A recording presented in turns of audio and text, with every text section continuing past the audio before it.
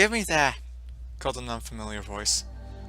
It was the voice of a mare who sounded stressed, filled with urgency and not a small bit impatient. My ears twitched, and my vision had not returned and my sense of hearing felt like it was underwater. My whole body felt limp. Not only that, the sensation of a warmness hung over me as if the dull air were actually a lucid soup. I could just make out blurred shapes in the black haze that was my vision as a small scuffle took place. My Celestia kid, all the places you go and hid, you chose right in their subclavian's artery. Came that distinguished voice as I felt a strange sensation digging into what I assumed was my left forehoof. The same dread which I had felt in the morgue under Overseer's laboratory came to my mind as I struggled to move. I had no idea where I was or who these ponies were. Worse still, I had no idea about what might have happened to Cherry, and given the last bloody image of her I still had in my mind. I wanted to see her now more than ever. What do you mean, will she be alright? Came the muffled voice of the pony I longed for more than ever. And at last, I was caught between the desire to lay still and with relief or buck any but only aside to get to her. As I squirmed, the latter instinct seemed to be winning. Shh, she's waking up. Get some more sedatives, declared that mysterious mare as the blurred bulb of her head bobbed to the right of her forehoofs fought to restrain mine. One of my limbs, in particular, were more than the others, and even while in the dreamlike haze, felt as if the leg was on fire. Then there was the sound of shuffling metal and glass before a quiet little voice, barely audible to my weak senses, called back. There's nothing left! The mare bowing my hooves gave a loud growl. Then her head seemed to rise as she shook hard. I just have to stick her under with an anesthetic spell, then... By Celestia, I'm going to have no magic left in me at all at this rate. She declared. A moment later, the shape of her head appeared in my vision once again, and she leaned her horn down towards me. I stiffened as she pressed her horn to my forehead, pain eating away at me. Just go to sleep, go to sleep. The mare growled, and only after a few moments, my own exhaustion was pressing me to do just as she was asking. Yet, as my body surrendered to her numbing spell, mine stayed stoic. Then I felt a hoof press against my shoulder, and my thoughts of defense fell away. Dragonfire, it's going to be alright. Just go to sleep for a little longer. Sherry sobbed a voice, even if it sounded far drier and weaker than I last remembered. It was like a soothing breeze through the dreamy air. I didn't know if I was dreaming or just crazy. As I felt her hoof trembling against my side, I knew the mild tone of her weary voice betrayed the fact that she was terrified.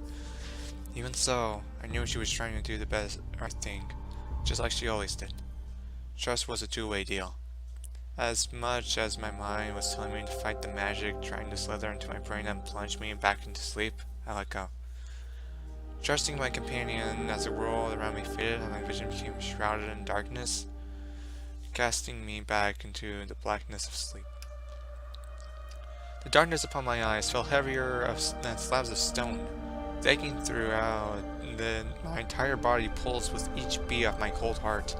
I was cold, frozen to the bone, and so alone that I felt like the vastness of space was the only thing around me. A sharp sniff of breath through my running nose told me I was still alive. A dull ringing in my twitching ears supported the idea too, as did the tangible feel of something soft beneath my tender form. There was a nagging tickle in my throat, a twinge in my eyes, and a sour trickle of water covered my face. It was all like that, so much even devoid of everything I'd ever held dear, all gone, all but warmness pressed against my midsection. I shuddered, the covers of the bed in which I found myself shifting as I looked around. It was in the small shack, lined of several metal boxes, posted the standard string of pink butterflies as they were stacked up against one wall opposite me. You don't need to be a Steel Ranger to be a hero. Join the Ministry of Peace today, Nurse Philly told me from a poster sitting above the row of medical boxes. This was a clinic, right? Lack of chains, ropes, and death as a whole told me that it was a good place at least. I sniffed again, my nose feeling as if it were stuffed with soggy cotton. Then I felt the warm bass beside me shift and I froze. For a long moment, the only sound in the room was my shallow breaths and the buzzing of a small light above, coupled with something that sounded like a light rainfall on the corrugated metal roof. Then I was stretched out of, no blood, no nothing. The protruding my limbs stiffened as memories rushed back to me. Then my eyes fell to where the warmness pressed against my stomach. The ragged covers hid from my view. Yeah, I knew it was there. Another hoof slowly traced across the rough surface of the quill, then halted. A sudden sound seized the action altogether. Seconds later, however, as I tensed once again as a door beyond my bed swung open. You're awake. Good. I was hoping I could meet you soon. A lime green earth bunny, mare with a darker maroon mane, stated kindly as she trotted in. She wore a pair of black sunglasses and the yellow nurse's uniform, which covered her flank and cutie mark. She smiled, and I just looked at her like she was nothing more than an illusion. That seemed to dismay her slightly, her smile faltering. Now, I'm not a great expert on fooling, but I'd say a filly like you is lucky to be alive, especially after the way we found you, she stated matter-of-factly, her smile replaced by a sensible look. Still, I sensed a hint of something in her voice and a touch of disapproving admiration. I swallowed, feeling that warmness beside me move again. I felt my neck stiffen as I wondered if I should nod, the muscles' reaction a clear indicator I should not. Instead, I just sniffed again. Well, sweetie, looking you all over and you seem mostly fine. Exhaustion's normal, especially after what you've been through. You've been out of it for 3 days, she added, opening one of the medical boxes with a forehoof. Finally, I managed with a weak nod. As for the full, well, he's fine. Healthy colt. You should give yourself a pat on the back for that given of your age. Must have been a hoofle having such a big one kicking around, she stated casually, retrieving something from the medical box as she looked back at me. The foal? A colt? I had a brother! That realization set my mind aflame, yet my face showed none of it. Meanwhile, the mare before me sighed. You're in no state to nurse him, though, and well... She paused, then shook her head. I'll be fine with 2 more, she added firmly. I swallowed again. Now it was my throat's turn to clench as I struggled to speak. What was going on here? Where was here? Where was Mom? Her brother? The mayor's words raced through my mind before my mind finally clicked the gears and began to turn. She thought I was his... A timid voice asked from an open doorway. My eyes flinched, redirecting my gaze towards a small white-coated filly with a candy-colored mane as she peered around the doorframe. She looked just a little younger than me. She didn't even have her cutie mark yet. Then again, I'd only gotten mine, what, 3 days ago? Who are you? Where am I? I asked bluntly, my dry voice quivering as my whole body trembled. The green-coated mare turned to me and smiled. Ah, Senat, so do you have a tongue? She joked in a friendly tone. Neither I nor the filly in the doorway seemed to find it amusing. You're an Appaloosa, sweetie. I'm Apple Schnapps, and this is my daughter Candy, she went on, pointing a hoof to her chest, then to the filly at the door, who waved back shyly. I swallowed again, then sniffed, placing a hoof down on the mattress. My brother. I had brother. I remembered the knife, the blood, the cutting, the crying, the... Is he okay? Was all I could ask in my most urgent tone I've ever mustered, while finally finding the warmth mass beside me.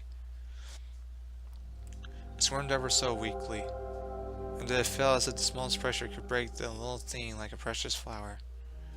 I shivered as something touched my hoof lightly, recalling all the kicks and movements I had felt so many times from Mom's belly. Yes, he's perfectly healthy. More than most down here can say, that's for sure. She seemed to utter those last words somewhat cautiously. I didn't care about her awareness as my host tried to pull away the ragged cloth.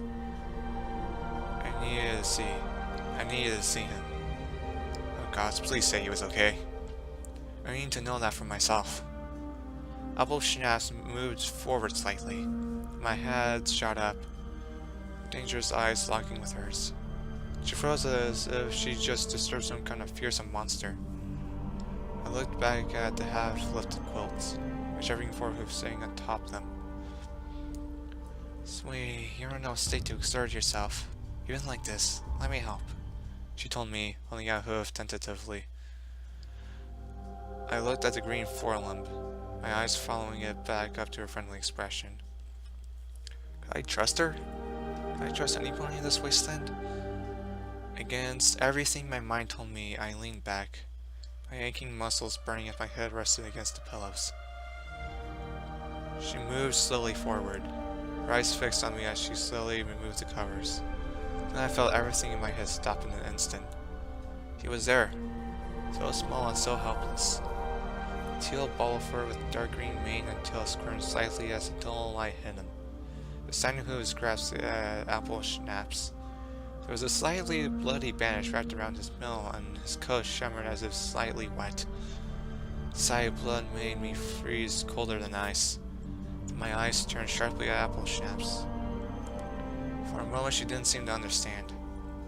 My shocked expression couldn't stay away from him for long. However, and I reached out with a hoof, brushing it through its damp mane. It was so perfect, so beautiful. A brother. I had been right, and my memory ceased to matter as my hooves fell upon the bloody bandage. It was at that moment she seemed to get the message. No, that's perfectly fine, sweetie. Just where I had to cut the rest of the umbilical cord away. It was a bit of a mess, so I couldn't tie it off. It still might bleed a little, she explained. The fact was known somewhere in my mind and filed away for later. But at the same moment, I just didn't care. I just stared down at the tiny hole into his... Wow, he had blue eyes, just like mine, but he wasn't a unicorn? Hey Candy, you wanna come see? Apple Schnaps asked the filly by the door, tilting her head in the direction of me and the tiny foal. I glanced up at her, but not for longer than a moment. She was no threat, nor did it seem her mother was. Yet something in me wanted them out, away from me and the foal. Unaware of my new maternal thought process, Candy trotted cautiously towards us, resting her forehoofs tentatively on the bed. I gave her a warning glare. Then she retreated back into her mother's chest. Then I looked away. It's fine. You can look, I told her reluctantly. The starter side of me breaking through the hardened cocoon I'd built around me. I didn't like seeing ponies that scared. I'd been scared like that and I didn't like it. Even so, it took a moment to build up the courage and to leap forward again. Then her eyes fixed upon the tiny foal. It seemed the sight of him was not as engrossing to her as it was to me. Yeah, she looked at an image that at least some of the thoughts inside her head was akin to my own. How small. How wondrous. My hoof brushed against the bandage again, and I sniffled. We could take that off if you like. We certainly got a surprise for you. Apple Schnaps told me, another tone of mild caution in her words. I glanced up at them and nodded weakly. Then she shifted to Candy's side. Those came far too close to him for my liking, and I fought not to maul part of them off. The gasps that followed came from everybody but her. However, as both and I Candy got a good look at his wings. He was a Pegasus? I stiffened again. A million new thoughts racing through my mind. But Mom was a unicorn. I was a unicorn. Our father, well, his father at least. Well, I had no idea, but I doubt either were Pegasi. Apple Schnapps gave a light-hearted chuckle and she looked at me and Candy. I had no idea why. The other filly seemed concerned. The Green Mare cleared her throat before explaining. Either his dad was a Pegasus or he has some kind of recessive gene. One of your ancestors must have been a Pegasus. Although a birth like this is so rare. She stammered, looking at me. Like I said, you should give yourself a pat on the back. Sir, I felt a proud smile crossing my muzzle. Mom would be so proud. So, I buried those thoughts. She was gone. He was here and I needed to save him. That's what she told me to do. But he wasn't mine, he was. I looked right at the teal Pegasus. My brother? My son? I paused, my mind cycling through a million possibilities. I just wanted to go. Forget everything and save him. That life was gone. My mother was gone. But now it's just me and this tiny cold lonely wasteland. Astral Fire, you...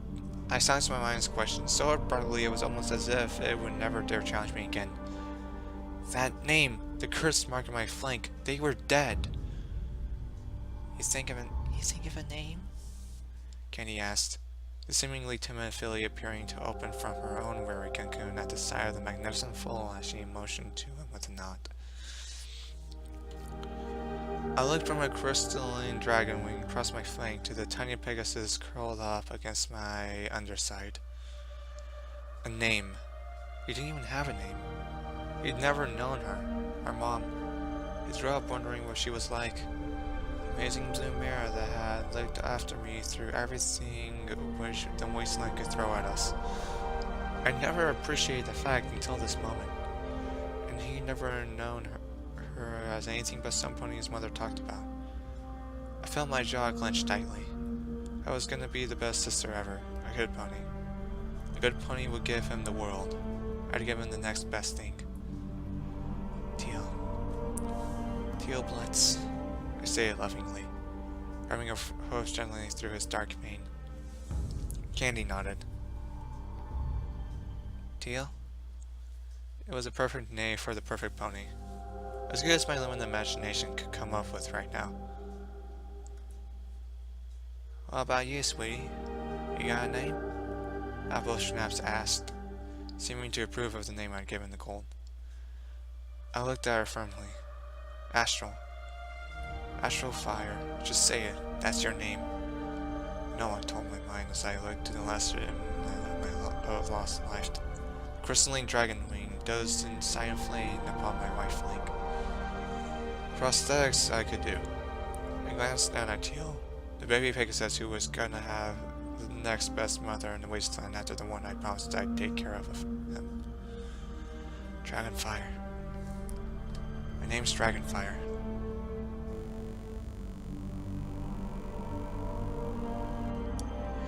The wash of sleep fell away to reveal a cold, damp, and dripping wet room. It was dark, but I could just about make out the moldy old brickwork and rusted pipes along the crumbling walls.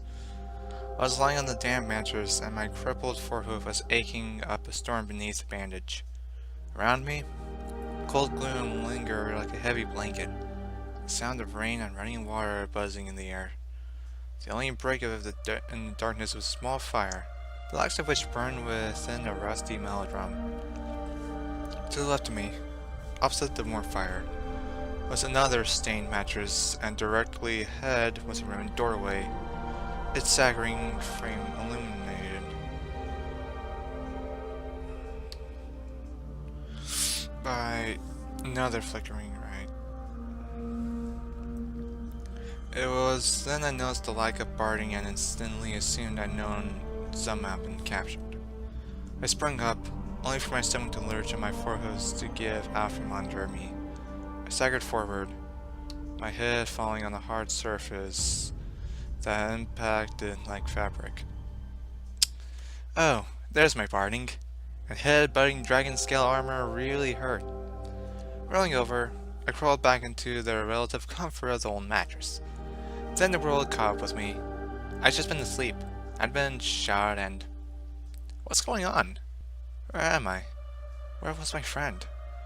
My mind raced with panic for a long moment before, for once, the white lamp seemed to give me a break.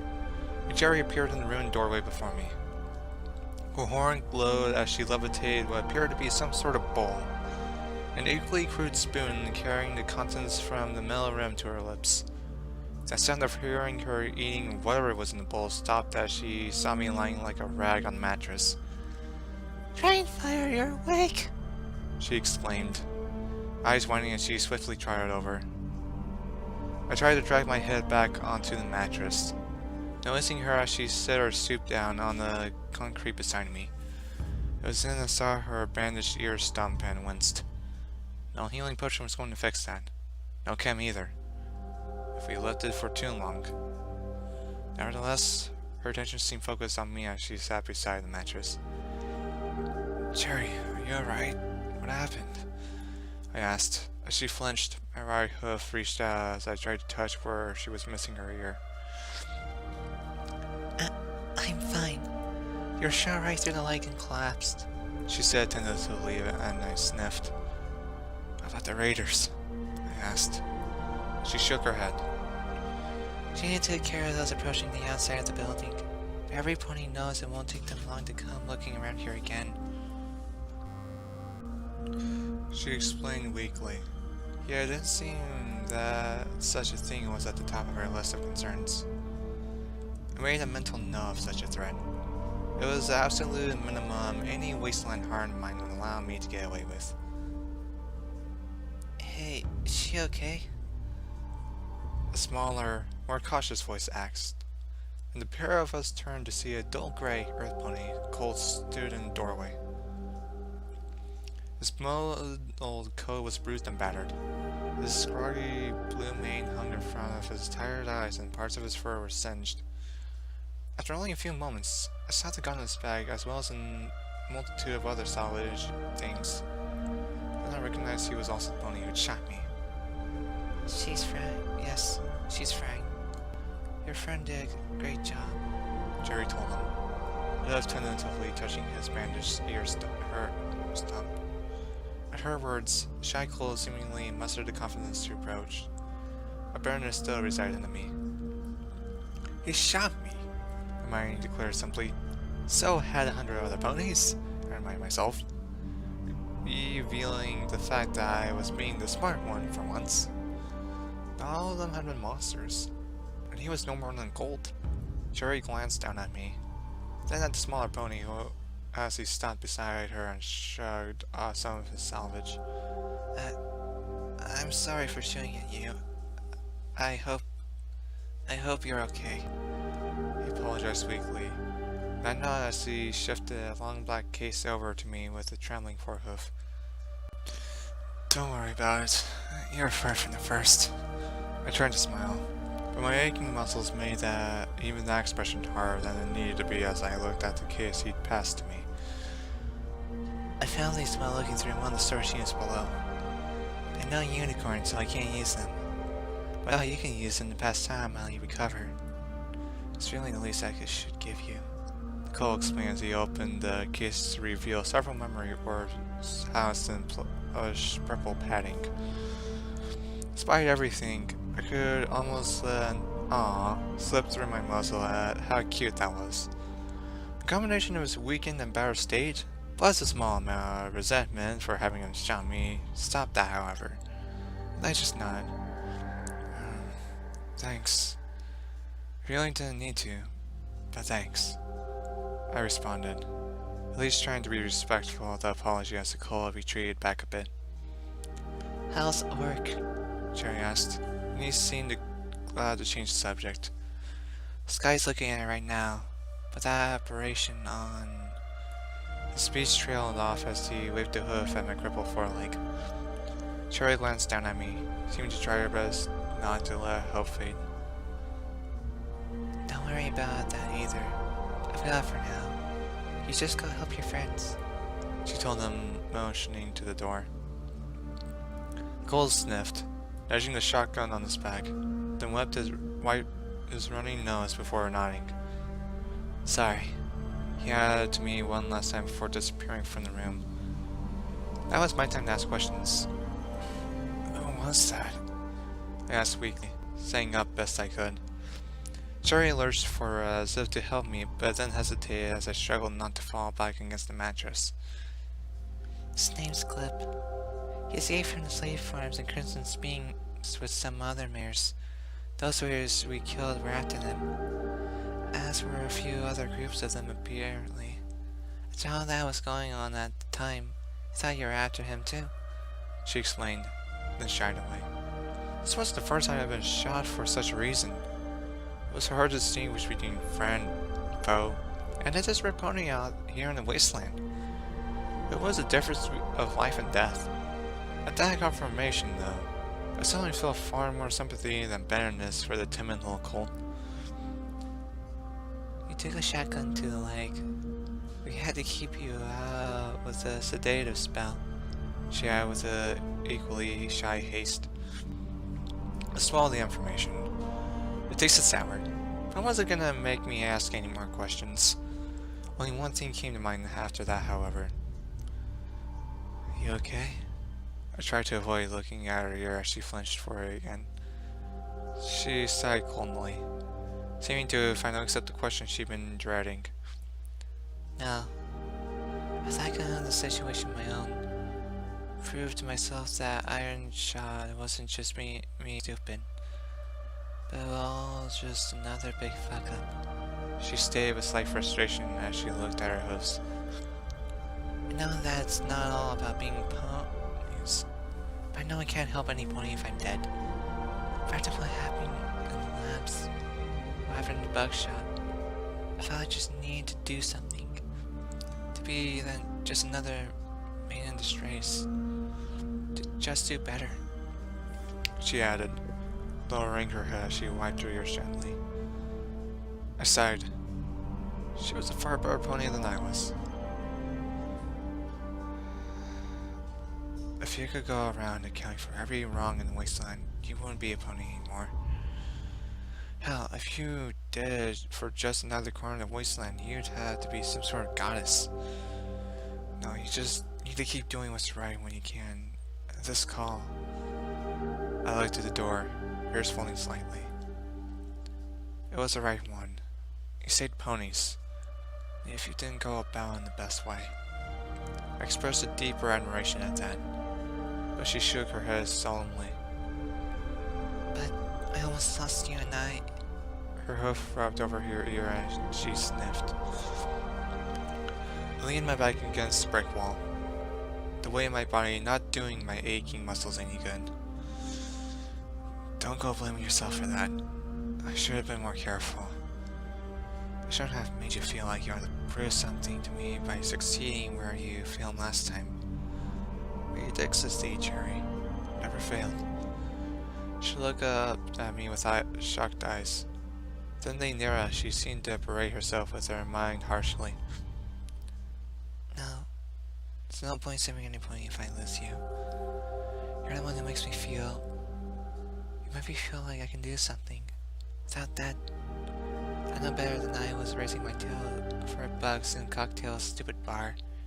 She whimpered angrily. That put a rather distasteful image in my mind. My anger towards the mayor who forced her to do such humiliating things overwhelmed it.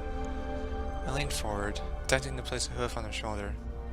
Though when that failed, a weak limb fell upon her damp chest. Nobody ever needed me to do anything. You make that decision. If it had been me alone in the same situation, I stammered, recalling what exactly my survival instincts had told me when I told her that nobody mattered as much as she did. Yeah, you're a good pony, Dragonfire.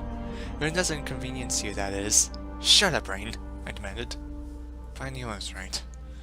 Cherry didn't look like she wanted to believe the implication. Didn't want to believe that the idol she seemed to be making me out to be was worse flawed than the nation that came before the shithole of the world.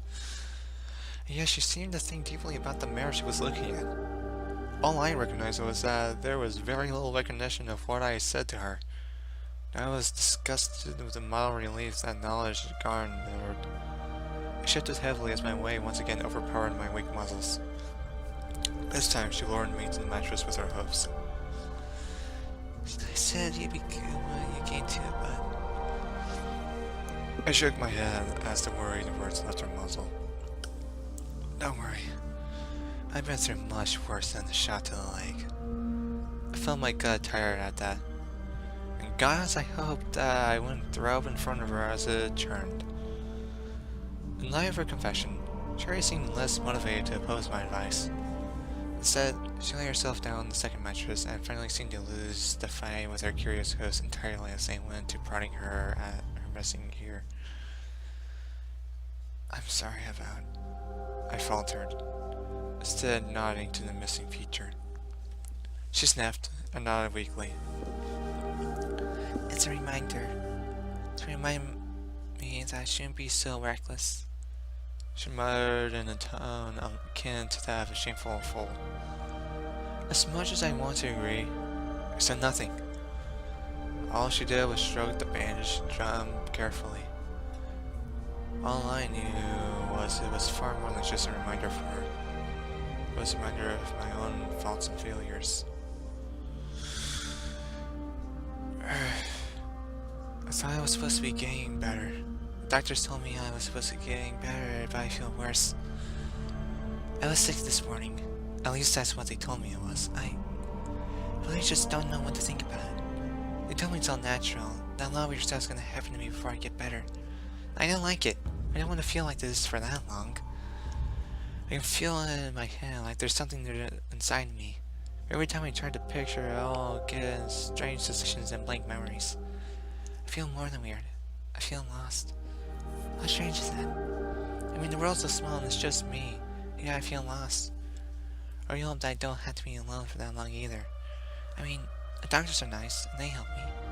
Every time I think about somebody else to share the world with, I feel more tingly inside. That must be what it feels like to be better. Not having to worry about the stomach ache, turning up every night or just worrying about everything that happened in this small little world. I wish the world was a bigger place.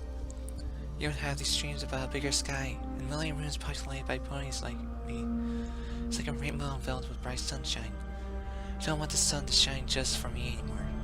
I thought I did, but the doctors tell me that's all that world is. It's a dream. Maybe when I'm better, I'll be able to get to sleep more and dream more often. I really hope I can sleep. I love it when I see them. All the ponies in that other world. I let out a slow sigh as I turned away from my pit book and rolled lazily onto my back. Was hearing about that mere suffering really what I needed right now? I gave a slight grumble, stretching out my hooves and looking at them as they twitched. Above the darkened mess of pipes and bricks that formed the factory roof was like a dull mash of black spaghetti. The sound of the storm rumbled just beyond us did the many clinks and clatters of the crumbling building as it continued to decay around me. Finding a little interest in the ceiling, I glanced to my left. Terry was fast asleep on the second mattress. She was reluctant to take her eyes off me after my many failed attempts to stand. After the hours of weighing and after the harsh time she'd endured in the wasteland, exhaustion had finally taken its toll. I looked at my barding, and then at what had once been a severely crippled limb, now marred with scars. Whoever had patched me up had at least done some good work on it. It didn't ache half as much, and my shoulder hurt even less than my injured leg. As for my rolling ones, I almost glad I had not been awake long enough to know what I had then and made a mental note to reinforce the armor over my vulnerable limbs. Even if it had been a shot from an energy weapon to initially damage them in the first place. I also knew I'd have to make an effort to thank whoever had seen me.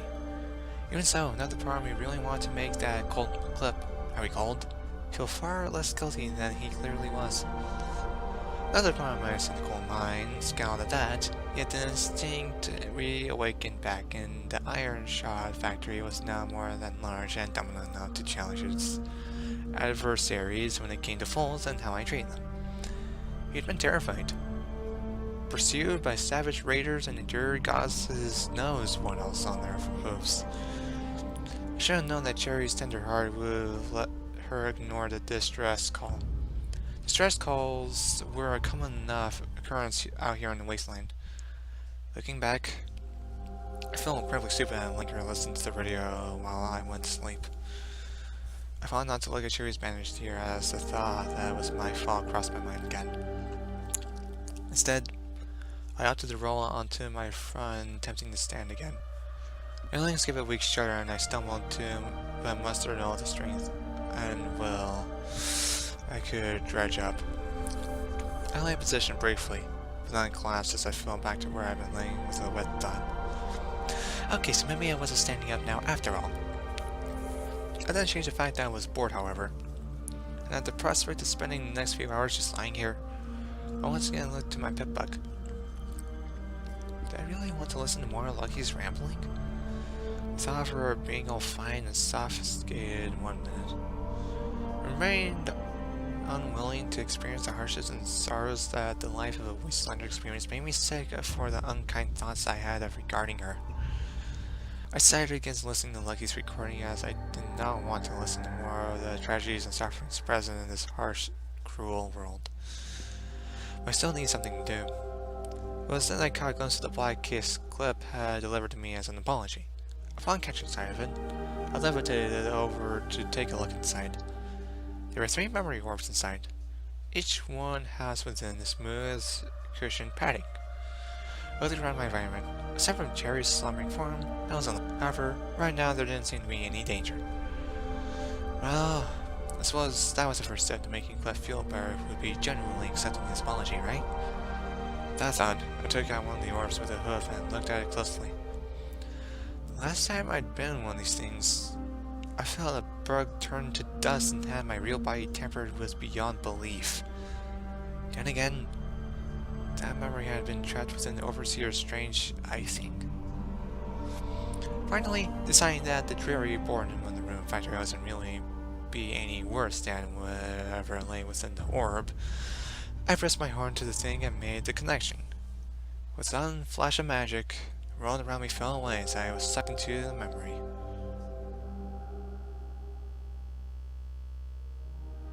Okay, this certainly was not me. I felt hooves, a tail, no horn, and my hands gave a graceful flap of their wings as they fidgeted. That wasn't the only thing I felt. And immediately my mind was begging for the boredom of the wasteland again. Great, I was a bug again. A Pegasus bug for that. For some reason, being in such a strange and struggling body didn't upset me as much as I first thought.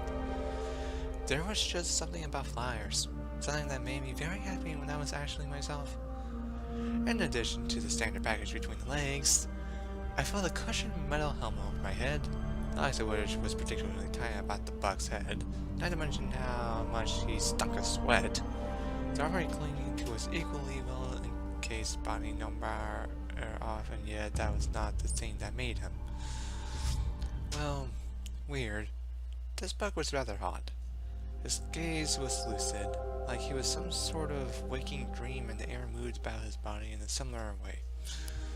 It was as if this were just a dream to him too. If that were true, then he had been dreaming of a neatly clean former mayor's office, similar to that of the Irishshire firearms factory. The room's front windows overlooked the fancy floor, was framed with bars of metal. A clean red carpet covered the floor, and upon the polished wooden walls were engraved many portraits. To his left of the desk, a brass plaque upon which read Bab Seed, Equestrian Robotics Ship Supervisor. Beside the plaque was a picture of 4 smiling fillies riding inside what appeared to be a giant pumpkin with wheels. Beyond that was a window which looked out over a window and to the side of a massive spread of industrial buildings beyond it. Massive chimneys and extensive pipelines made the city appear to be more like one big factory than anywhere a pony might want to live. In fact, the only break in the polluted skyline of metal and brick were the huge desert and masses lingering in the hazy distance. Miles looked about before he began to pace about the room impatiently. Beyond the barrier doors, I could hear the sound of shouting coming up from the factory floor. His ears picked it up as a greased volume, and I felt some guilt at the action. The wishes of Cherry's severed ear from the back of my mind. And a moment later, my host's intention was still as the door to the office burst open. My unicorn mare with a pink and lavender mane moaned as she trod in. My host's ponderous thoughts turned into skeptical concern as the second mare, a brown earth pony with an unarmed mane and tail, trotted behind the first, shutting the door with a kick of her rear leg. Both mares were dressed rather formally. The former in the fine, light blue dress with short trim, golden seams, and shawl-trancing laces that all revealed a generous amount of recurved flank from the rear. The latter wore a gray business suit and tie, as well as a badge bearing the same name as the desktop plaque, Babseed. Most notable of all, however, was the pip-book she wore on her right foreleg. The mare gasped heavily before catching her breath enough to be able to voice her opinions. Apple should be here doing this, not me. She's the one who arranged the whole thing with Twilight. I told them I'm the public relations mayor. Not the come and explain why we have to come and mess up your lives even more, pony. The unicorn grumbled as she rested her head on the desk. Bessie trotted over and sighed lightly. Yeah, they told you what they were busy doing, didn't they? She asked, in a strong Maine-Hen accent. The tiring exasperation exhalation from the right unicorn mare was far from subtle. I know. But you're her cousin. If she wanted to drag you into this, she would have come out here and talked to you herself. Oh, and Scootaloo? Don't get me started on her horrible organization skills right now, she complained rarely. The Earth Bunny smiled, shaking her head. Well, looks like you give it all your best shot, she offered kindly. With that, my host trotted forward, appearing beside the Earth Bunny mare.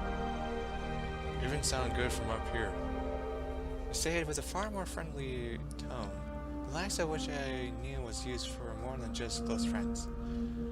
The unicorn looked up at my host's armored face and smiled. Hey now, you're biased, she joked with a slight giggle as she lifted herself up to take a deep breath. Hey, come on, sweetie Bill. You know she's not been honest with you at this one, Bessie said, nudging my host in the side and giving him a slight wink. I could feel him flush and knew he was glad for the armor at the moment. Sweetie Bill trotted over to my host, placing a light kiss on his armored mother. Do you really have to wear that Skyguard uniform everywhere you go? She asked, brushing a hoof along his armored chest. I could feel a few more parts of him want to answer that question in a way that I really did understand. I may be a mare, but a Russell was a Russell no matter what gender opponent was. Sweetie Bill was a mostly pretty man. Even so, his eyes stayed away from her, sharply flaying and locked on her emerald green eyes. Do you have to wear that dress? He retorted, to which she gave an amused little snort. Gosh, she was almost as adorable as Sherry. I wish I didn't. I don't know how many points went or anything out here. It was so damn hot. Can't imagine Rarity would be impressed with the state of this thing in. She lightly caressed the fabric of her dress, and I knew that wearing something like that in the sweltering hot desert town was not the ideal fashion choice. Nor did it result in the finest of smells. Still, her vast amounts of perfume did well to mask the scent of hot, sweaty mare. I'll say you don't know what it's like having to work out here. It's a long way from good old Maine-Hen. I'll tell you that much.